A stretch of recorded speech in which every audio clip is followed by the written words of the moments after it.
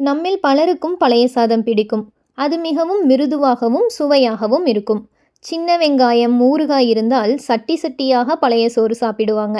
ஆனால் தற்போது எல்லாம் தலைகீழாக மாறிவிட்டது.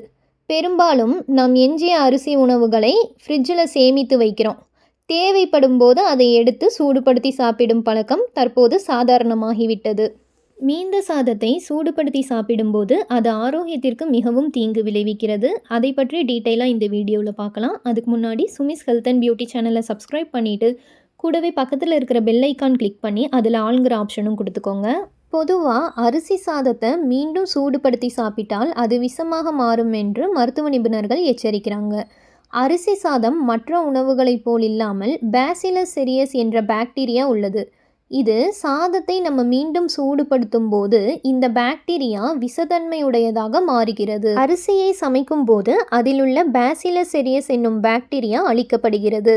ஆனால் அதை குளிர்வித்து மீண்டும் சூடு செய்யும் போது அந்த பாக்டீரியாக்களில் உள்ள நுண்கிருமிகள் உற்பத்தி பெருகி அழிந்து அதற்குள்ளேயே தங்க வாய்ப்புள்ளது.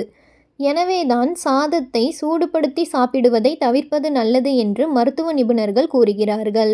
இதற்கு பதிலாக பழைய சாதத்தை ஃப்ரிட்ஜில் வைக்காமல் தண்ணீர் ஊற்றி வைத்து அடுத்த நாள் சாப்பிடுவது என்பது உடலுக்கு பெரும் நன்மைகளை தரும்.